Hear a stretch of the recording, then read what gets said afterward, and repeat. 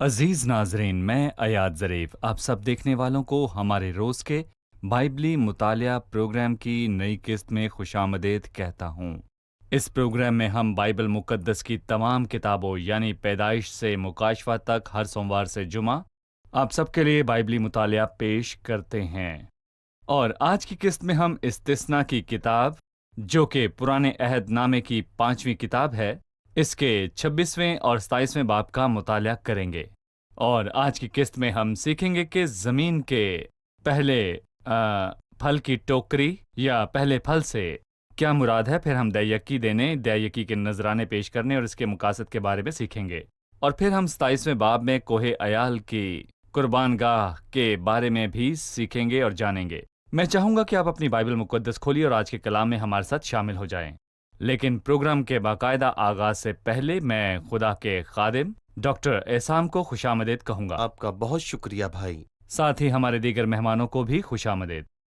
Doctor एहसान, मैं 26वें बाब में से कुछ आयात पढ़ूंगा, फिर मैं आपसे सवाल पूछूंगा। 26वां बाब 1-11 आयात। और जब तू उस मुल्क में जिसे खुदावन तेरा खुदा तुझको मिरास के तौर पर देता है पहुंचे और उस पर कब्जा करके उसमें बस जाए, तब जो मुल्क खुदावन तेरा खुदा तुझको देता है उस जमीन में जो किस्म किस्म की चीजें तू लगाए, उन सब के पहले फल को एक टोकरे में रख कर उस जगह ले जाना जिसे खुदावन तेरा खुदा अपने नाम के मस्कन के लिए चुने। और उन दिनों के काहिन के पास जाकर उससे कहना कि आज के दिन मैं खुदावन तेरे खुदा के हजूर इकरार करता हूं कि मैं उस मुल्क में जिसे हमको देने की कसम खुदावन ने हमारे बाप दादा से खाई थी आ गया हूं।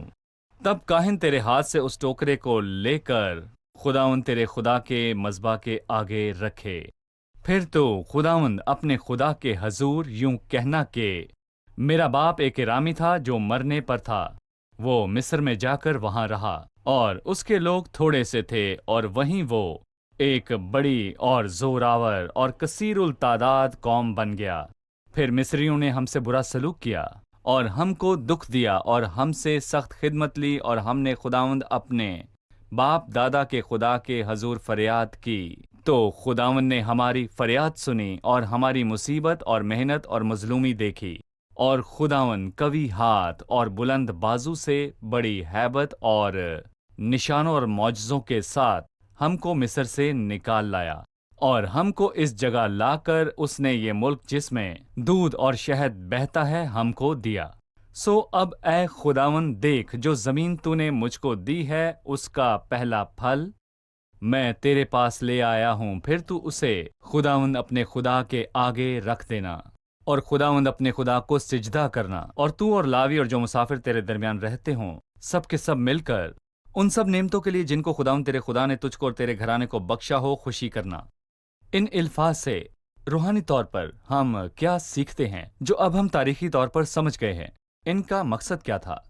इस बात से ये नतीजा अक्स करना आसान है कि खुदा ही इस जमीन का मालिक है। सही। और मेरे पास जो कुछ भी है ये उसकी तरफ से तोहफे हैं। और फिर ये कि खुदा वादों का सच्चा खुदा है और वो अपने वादे पूरे करने में वफादार खुदा है। सही।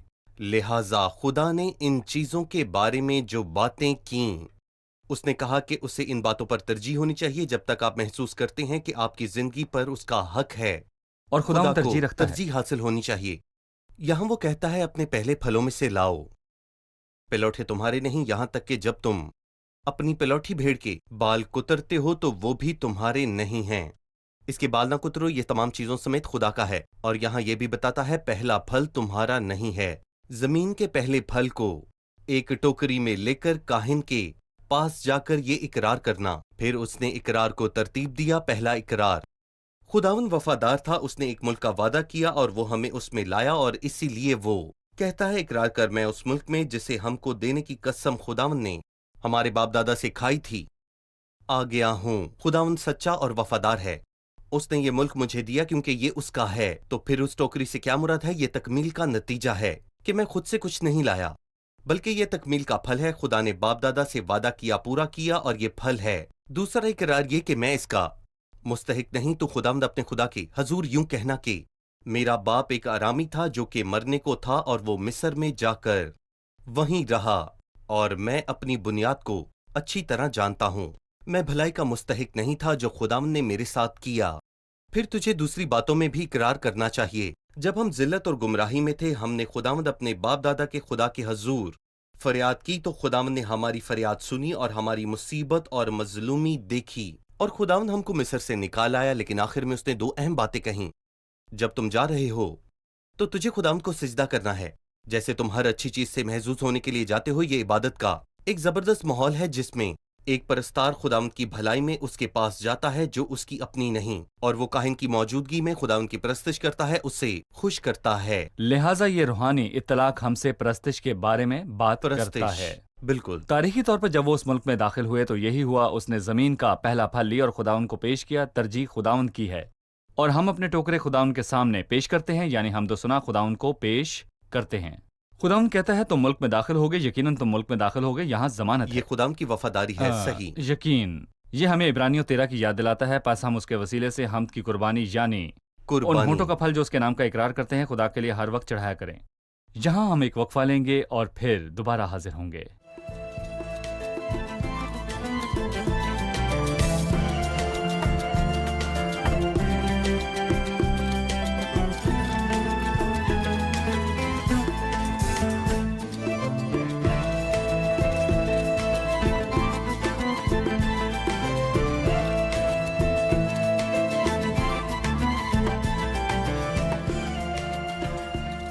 چھبیس 13 میں لکھا ہے، پھر تو خداوند اپنے خدا کے آگے یوں کہنا کہ میں نے تیرے احکام کے مطابق جو تو نے مجھے دیے مقدس چیزوں کو اپنے گھر سے نکالا۔ اس کے بارے میں بتائیے ڈاکٹر اسام، مجھے اس آیت اور 12 سے 15 میں جو بیان کیا گیا ہے اس کے بارے میں بتائیے۔ پاک چیز خداوند کے لیے مخصوص ہے۔ جو خدا کی ہے۔ جی ہاں، یہ تیرے لیے ہے، تیری ہے۔ یہ چیز میری نہیں، میں اس کے ساتھ کچھ بھی کرنے کے لیے آزاد نہیں، یہ میری نہیں، تیری ہے۔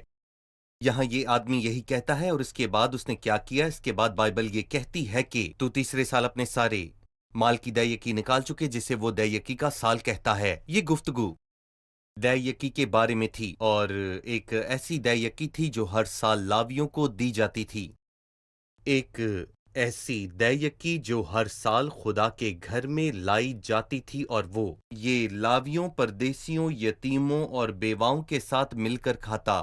اسے لاویوں، پردیسیوں، یتیموں اور بیواؤں کو خدا کے گھر میں لانا نہیں چاہیے تھا، بلکہ وہ یتیموں، پردیسیوں اور بیواؤں کو اپنے گھر دعوت دیتا، بلکہ وہ اس کی دے یکی سے محظوظ ہونے کے لیے اس کے گھر میں آتے ہیں، اور یہ اس کے لیے نہیں، دوسروں کے لہٰذا لیے دے ہے۔ یکی کی 3 اقسام ہیں۔ ہر 2 اور 3 سال میں ایک، اور ہر 2 سال میں سے ایک لاویوں کے لیے تھی جسے چھونا منع تھا، اور ایک اس لیے جس میں سب شامل ہوں اور وہ خدا کے گھر میں جاتے ہیں تاکہ محظوظ ہو سکیں۔ اور پھر تیسری وہ دے یکی ہے جو 3 سالوں میں ایک دفعہ دی جاتی، جس میں لاوی، پردیسی، یتیم اور بیوائیں شامل ہیں، اور اس سے محظوظ ہونے کے لیے انہیں گھر میں دعوت دیتا۔ وہ دینے کے بارے میں بات کرتا ہے۔ جی، دینے کی بات کرتا ہے۔ لہٰذا خدا کو قربانی پیش کرنے کے بعد پہلے حصے میں حمد کی قربانی، پھر نیکی کرنے، بانٹنے اور نذرانے کے بارے میں بات صحیح۔ کرتا ہے، اور یہ دونوں انسان کے اندر نئی فطرت کا کام اور سرگرمی ہے۔ بالکل صحیح، شکریہ۔ لیکن اس کو کسی اور بات سے مربوط ہونا چاہیے، جبکہ وہ آیت 14 میں کہتا ہے کہ آیت 13 میں نے تیرے احکام کے مطابق کیا، میں نے تیری کسی حکم کو نہیں ٹالا اور نہ ان کو بھولا۔ آیت 14، اور میں نے اپنے ماتم کے وقت ان چیزوں میں سے کچھ نہیں کھایا، ناپاک حالت میں ان کو الگ نہیں کیا۔ میں نے خداوند اپنے خدا کی بات مانی اور جو کچھ تو نے حکم دیا اسی کے مطابق صحیح، عمل کیا۔ پاکیزگی کی حالت میں پاکیزگی کی دل سے حالت میں خوشی میں کے دل کی خوشی کے ساتھ بلا خوف فیاضی کی قربانی پیش کرتا ہوں۔ ضروری کیونکہ تھا، بائبل سکھاتی ہے کہ جب ہم دیں تو ہمیں خوشی سے جی، دینا خوشی چاہیے، سے دینے والا، نہ کہ سخت دلی سے۔ صحیح۔ ٹھیک ہے، شکریہ۔ 16ویں آیت سے باب کے آخر تک ان آیات میں ان کے اور خدا ان کے درمیان عہد کی شرائط پر ایک قسم کا معاہدہ دیکھتا ہوں۔ خدا جو چاہتا ہے وہ اس پر متفق ہیں۔ برائے مہربانی مجھے ان آیات کے بارے میں بتائیے۔ دیکھیں، آیت 17-18 میں وہ 2 باتیں کہتے ہیں۔ پہلی بات کہ تو نے آج کے دن اقرار کیا ہے کہ خداوند تیرا خدا ہے، یعنی ایک معاہدہ ہوا ہے۔ تو نے آج کے دن اقرار کیا ہے کہ خداوند تیرا خدا ہے اور تو اس کی راہوں پر چلے گا۔ جب تک تم نے خداوند کو اپنا خداوند ماننے کا وعدہ کیا ہے اور لکھا ہے اس کے آئین اور فرمان اور احکام مانے گا اور اس کی بات سنے گا۔ آیت 18 میں وہ اس سے جواب دیتا ہے، اور خداوند نے بھی آج کے دن تجھ کو، جیسا کہ اس نے وعدہ کیا تھا، اپنی خاص قوم قرار دیا ہے، اور اس نے تمہیں اپنے خاص لوگ قرار دیا ہے، اگر تم وہ کام کرتے ہو جیسا کہ پہلے کہا گیا ہے۔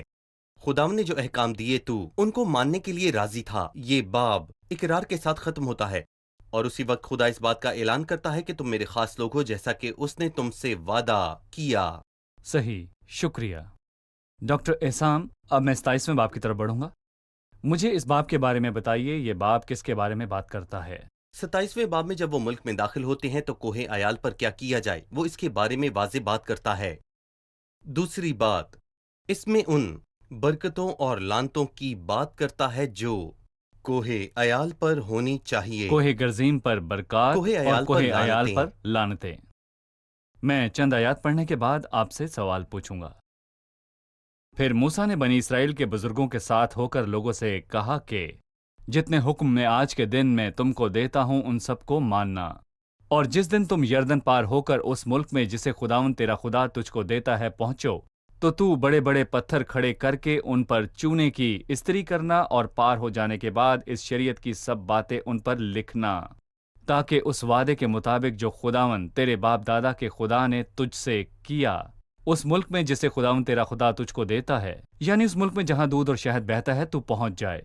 سو تم یردن کے پار ہو کر ان پتھروں کو جن کی بابت میں تم کو آج کے دن حکم دیتا ہوں کوہ عیال پر نصب کر کے ان پر چونے کی استری کرنا، اور وہیں تو خداوند اپنے خدا کے لیے پتھروں کا ایک مذبح بنانا اور لوہے کا کوئی اوزار ان پر نہ لگانا، اور تو خداوند اپنے خدا کا مذبح بے تراشے پتھروں سے بنانا اور اس پر خداوند اپنے خدا کے لیے سوختنی قربانیاں گزراننا، اور وہیں سلامتی کی قربانیاں چڑھانا اور ان کو کھانا، اور خداوند اپنے خدا کے حضور خوشی منانا، اور ان پتھروں پر اس شریعت کی سب باتیں صاف صاف لکھنا۔ میں آپ سے اس بارے میں جاننا چاہتا ہوں کہ جب وہ یردن پار کریں گے تو وہ پتھر لائیں گے اور ان پر احکامات لکھیں گے، لہٰذا اس دن کیا ہوگا اور اس کا مقصد کیا ہوگا؟ خداوند ہمیشہ اپنے کام کو آنکھوں اور دلوں پر کندھا کرنا چاہتا ہے تاکہ یہ مٹ نہ جائیں۔ اس لیے اس نے کہا جو پہلی چیز تمہیں کرنی ہے وہ یہ کہ یہ کلام ہر وقت تمہاری آنکھوں کے سامنے رہے۔ صحیح۔ اس لیے اس نے ان سے کہا تو بڑے بڑے پتھر کھڑے کر کے ان پر چونے کی استقاری کرنا، یعنی چھوٹا پتھر کام نہیں کرے گا اور میں کہوں کہ بڑی یادگار بنا، مگر ان پر شریعت کے یہ الفاظ کندھا کرنا، تاکہ جو کوئی یہاں سے گزرے چاہے وہ آ رہا ہو یا جا رہا ہو ہمیشہ یہ الفاظ ان کی آنکھوں کے سامنے رہیں۔ لیکن اس کے علاوہ کوہ عیال پر آ کر تمہیں ایک کام اور کرنا چاہیے، اور وہیں تو خداوند اپنے خدا کے لیے پتھروں کا منبع بنانا اور اس میں کوئی لوہے کا اوزار نہ لگانا، اور تو خداوند اپنے خدا کا منبع بے تراشے پتھروں سے بنانا۔ لہٰذا پہلا کام یہ کہ وہ شریعت کو بڑے بڑے پتھروں پر کندھا کریں گے اور وہ بے تراشے پتھروں سے منبع بنائیں گے اور ان میں لوہے کا اوزار نہیں لگے گا۔ پھر وہ اس منبع کے بارے میں کہتا ہے اور اس پر خداوند اپنے خدا کے لیے سوختنی قربانی گزارنا اور وہیں سلامتی کی قربانی چڑھانا۔ پس جب تم ملک میں داخل ہو تو یہ سب کام کرنا اور ان کو کھانا اور خداوند اپنے خدا کے حضور خوشی منانا، اور ان پتھروں پر اس شریعت کی باتیں صاف صاف لکھنا۔ صحیح، یہ خدا کے احکامات کو یاد کرنے کی دعوت ہے کہ احکامات آنکھوں سے پوشیدہ نہیں ہیں، بالکل کہ وہ ضمیر کا انصاف کرنے کے لیے ہمیشہ آنکھوں کے سامنے رہیں۔ صحیح۔ اب میں اگلے حصے کی طرف بڑھوں گا جو کہ 9ویں آیت سے ہے۔ لکھا ہے، پھر موسیٰ اور لاوی کاہنوں نے سب بنی اسرائیل سے کہا، اے اسرائیل خاموش ہو جا اور سن، تو آج کے دن خداوند اپنے خدا کی قوم بن گیا ہے، سو تو خداوند اپنے خدا کی بات سننا اور اس کے سب آئین اور احکام پر جو آج کے دن میں تجھ کو دیتا ہوں عمل کرنا۔ اور موسیٰ نے اسی دن لوگوں سے تاکید کر کے کہا کہ جب تم یردن پار ہو جاؤ تو کوہ گرزیم پر شمعون اور لاوی اور یہودا اور اشکار اور یوسف اور بنیامین کھڑے ہوں اور لوگوں کو برکت سنائیں، اور روبن اور جد اور عاشر اور زبلون اور دان اور نفتالی کوہ عیال پر کھڑے ہو کر لعنتیں سنائیں، اور لاوی بلند آواز سے سب اسرائیلی آدمیوں سے کہیں کہ لعنت اس آدمی پر جو کاریگری کی صنعت کی طرح کھودی ہوئی یا ڈھالی ہوئی مورت بنا کر جو خداوند کے نزدیک مکروہ ہے اس کو کسی پوشیدہ جگہ پر نصب کرے۔ اور سب لوگ جواب دیں اور کہیں آمین۔ لعنت اس پر جو اپنے باپ یا ماں کو حقیر جانے، اور سب لوگ کہیں آمین۔ لعنت اس پر جو اپنے پڑوسی کی ہاتھ کے نشان کو ہٹائے، اور سب لوگ کہیں آمین۔ لعنت اس پر جو اندھے کو راستہ سے گمراہ کرے اور سب لوگ کہیں آمین۔ لعنت اس پر جو پردیسی اور یتیم اور بیوہ کے مقدمہ کو بگاڑے، اور سب لوگ کہیں آمین۔ لعنت اس پر جو اپنے باپ کی بیوی سے مباشرت کرے، کیونکہ وہ اپنے باپ دادا کے دامن کو بے پردہ کرتا ہے، اور سب لوگ کہیں آمین۔ لعنت اس پر جو کسی چوپائے کے ساتھ جمع کرے، اور سب لوگ کہیں آمین۔ لعنت اس پر جو اپنی بہن سے مباشرت کرے، خواہ وہ اس کے باپ کی بیٹی ہو خواہ ماں کی، اور سب لوگ کہیں آمین۔ لعنت اس پر جو اپنی ساس سے مباشرت کرے، اور سب لوگ کہیں آمین۔ لعنت اس پر جو اپنے ہمسائے کو پوشیدگی میں مارے، اور سب لوگ کہیں آمین۔ لعنت اس پر جو بے گناہ کو قتل کرنے کے لیے انعام لے، اور سب لوگ کہیں آمین۔ لعنت اس پر جو اس شریعت کی باتوں پر عمل کرنے کے لیے ان پر قائم نہ رہے، اور سب لوگ کہیں آمین۔ لعنتوں کی اس لمبی فہرست پر بات کرنے سے پہلے ہم ایک چھوٹا سا وقفہ لیں گے اور پھر دوبارہ حاضر ہوں گے۔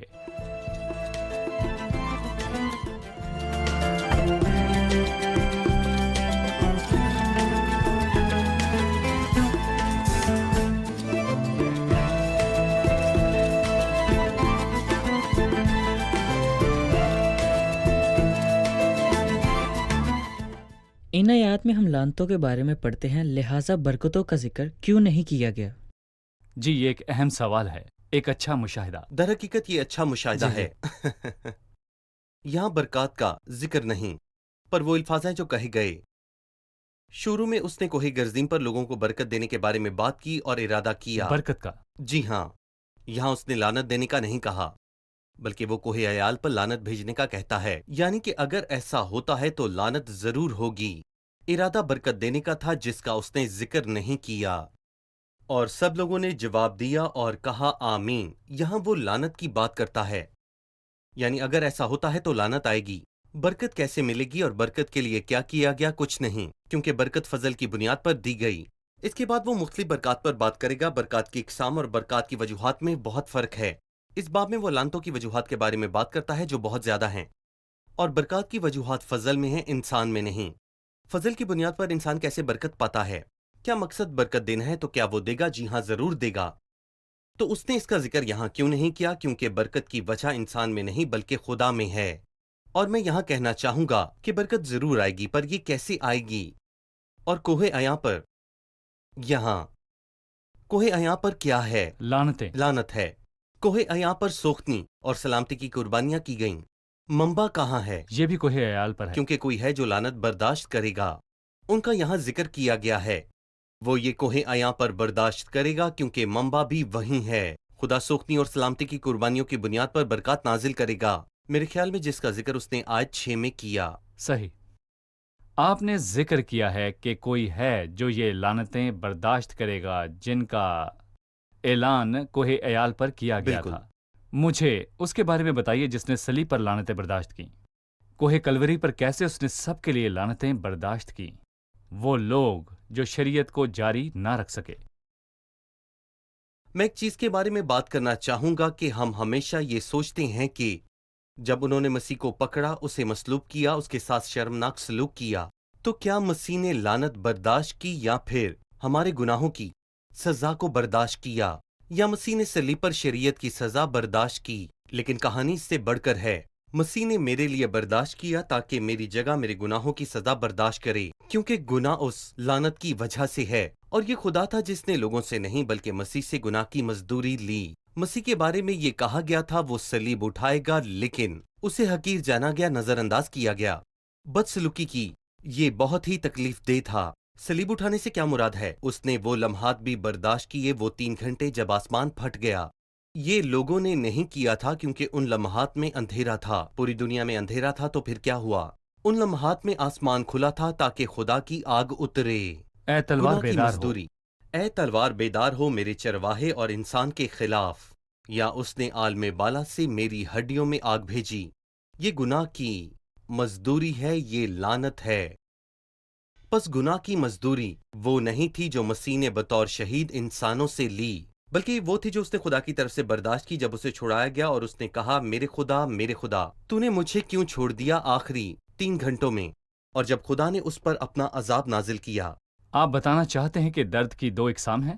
ایک درد جو اس نے لوگوں کے हाथों बर्दाश्त किया वो सारा दर्द जो उसे लोगों से मिला, वो बतौर रास्तबाज शहीद था।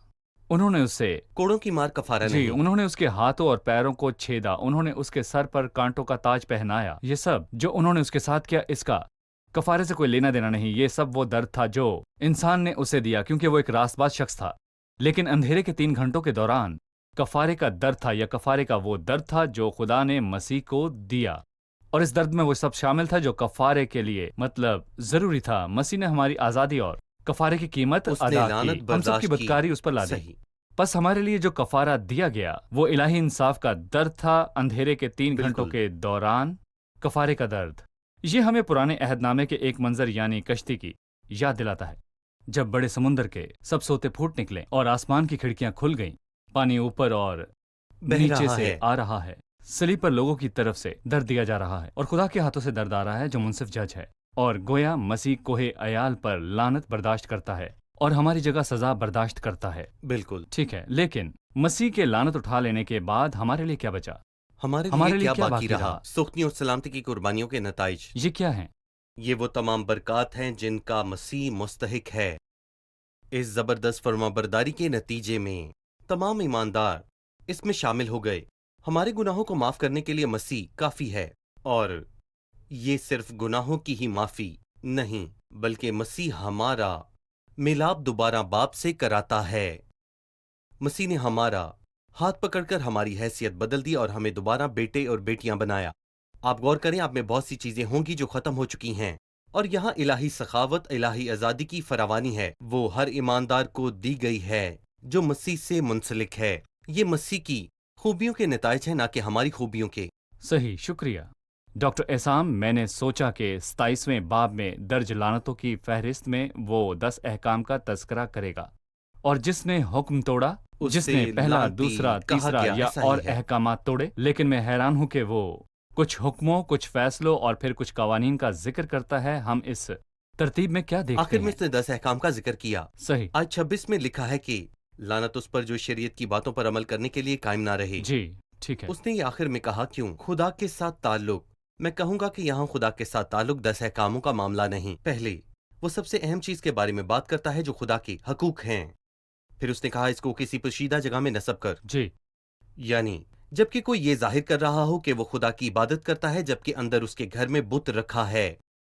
ये मकरूह है। जी हाँ, वो लानती शख्स है। कोई नहीं देखता लेकिन खुदा देखता है। जी फिर वो एक और अहम चीज का जिक्र करता है, जो अपने बाप या माँ के साथ तौहीन में सलूक करता है, और ये रिश्ता खुदा के फौरन बाद आता है। सही, बस पहले नंबर पर खुदा के साथ ताल्लुक में रियाकारी पोशीदगी में ये करना है, और नंबर 2 बाप और माँ की तहकीर करना है। फिर लालच, वो जो अपने पड़ोसी की हद के निशान को हटाए और फिर जरूरतमंदों को हकीर जाने जिनकी मदद के लिए कोई नहीं, जैसे अंधे, परदेसी और यतीम। और फिर वो पाकीज़गी के बारे में बात करता है, लानत उस पर जो झूठ बोलता है। ये एक बड़ा हिस्सा है और इसकी तस्दीक करने के लिए पाकीज़गी की बहुत सी इकसाम है, और इसका आसान तरीका मुश्किल है। सब लानत के मुस्तहिक हैं। फिर वो शख्स की सख्ती के बारे में बात करता है जो अपने हमसाय को पोशीदगी में मारे, और फिर वो वफादारी के बारे में बात करता है जो रिश्वत लेता है, यानी कि वो जिंदगी के तमाम पहलू और इंसानी मामलात के तमाम दर्जों का तस्करा भी करता है। पर सबसे पहले खुदा है, और फिर माँ और बाप हैं, आखिर में शरीयत है। इंसानी कवानीन में एक सेक्शन है जिसे पैनल कोड कहा जाता है, और तमाम सजाएं या तमाम जराइम की सजा एक जैसी नहीं होती। इनमें बिल्कुल। तकसीम मौजूद है। जितना बड़ा जुर्म होगा उतनी ही बड़ी सजा होगी। सही। यहाँ एक जुर्म संगीन जुर्म और बदइंतजामी है, लेकिन यहाँ वो एक फहरिस्त बयान करता है और सजा सबके लिए है। लानती, वो लानती है जो किसी और माबूद की इबादत करता है और जो रिश्वत लेता है। लानती। सब पर लानत है। बस तमाम जराइम में एक सजा शामिल है जो लानत है। और मैं इस ख्याल के साथ ख़त्म करना चाहता हूँ कि खुदा की नज़र में कोई गुनाह बड़ा है या फिर छोटा है, या फिर उसकी नज़र में गुनाह एक जैसे हैं। बेवकूफ़ी की हरकत क्या है, गुनाह, और गुनाह की मजदूरी क्या है? मौत। जना और बेवकूफ़ी की मजदूरी मौत है। और जो अपने भाई से नफरत तोहमत करता है, लगाने की मजदूरी मौत है, और कत्ल की मजदूरी मौत और है। जो अपने भाई से नफरत करता है एक कातिल है। खुदा की नज़र में गुनाह बड़ा या छोटा नहीं होता। हम तकसीम करते हैं, लेकिन खुदा की नज़र में बदसूरती, जैसे कि किसी ने कहा है कि खुदा की नज़र में एक छोटा सा और बिल्कुल सादा सा गुनाह दुनिया के तमाम गुनाहों से बदतर है। गुनाह होने की सूरत में इसकी मजदूरी यह है कि मैं अच्छे काम करूं ताकि खुदा मुझे माफ करे, तो फिर मसीह को आने और मरने की जरूरत ना होती, क्योंकि बिल्कुल। गुनाह की मजदूरी मौत है, इसलिए मसीह मरने आया। शुक्रिया, हम प्रोग्राम के इख्तिताम पर पहुंच चुके। आइए मेहमानों से राय जानते हैं। आज के प्रोग्राम से आपने क्या सीखा? मसीह सलीब पर हमारे लिए लानत बना, उसने हमारे गुनाहों की कीमत अदा की, उसने हमारे गुनाहों की मजदूरी अदा की जो तारीकी के 3 घंटों लानत है, और उसने हमें रास्त पास ठहराया। शुक्रिया। अच्छी बात यह है कि बरकतों की बुनियाद फजल है, ना कि मुझ में पाए जाने वाली किसी चीज़ की बुनियाद पर। सही। अपने ज़मीर की अदालत के लिए खुदा के कलाम को याद रखना और अपने दिल में और अपनी आंखों के सामने रखना अच्छी बात है। शुक्रिया, खुदा आपको बरकत दे। डॉक्टर एहसान, बहुत शुक्रिया, आपका भी खुदा आपको शुक्रिया। बरकत दे। अजीज नाजरीन, आज की किस्त बिलखसूस 26वें बाब में हमने इस बात की कि मुल्क में दाखिल होने के बाद लोग पहले फलों का टोकरा पेश करें। हमने सीखा कि ये हमारे हम्दो सना के बारे में बात करती है जब हम ये खुदा को पेश करते हैं, और फिर दय यकी है जो हमारे देने के बारे में भी बात करती है। खुदावंद के लोगों को शुक्रगुजारियां और कुर्बानियां पेश करने की जरूरत है। उसके नाम का शुक्र करना हमारे होंठों का फल है, लेकिन भलाई करना और बांटना ना भूलना, क्योंकि ऐसी कुर्बानियों से खुदा खुश होता है। मैं आपको बताना चाहता हूं, अगर आप अमूमी तौर पर खुदा के साथ सही ताल्लुकात में हैं और आप अमूमी तौर पर मुस्तकिल तौर पर खुदा की इबादत करते हैं और आप उसके ताल्लुक से इत्मीनान और सुकून हासिल करके लुत्फ उठाते हैं, तो यकीनी तौर पर आपका अपने भाई के साथ ताल्लुक दुरुस्त होगा। जो शख्स भी खुदा के साथ अपने ताल्लुक को अमूदी तौर पर बेहतर बनाता है, वो अपने भाई के साथ ताल्लुकात को उफ़क़ी तौर पर बेहतर बनाएगा। बस हमें खुदा की हकीकी जिंदा इबादत करने का तरीका सीखना चाहिए और देर किए बगैर अपने भाई को दें और वापस मिलने के मुंतज़िर ना रहें। अगले प्रोग्राम में आपसे फिर मुलाकात होगी। खुदा आप सबको बरकत दे।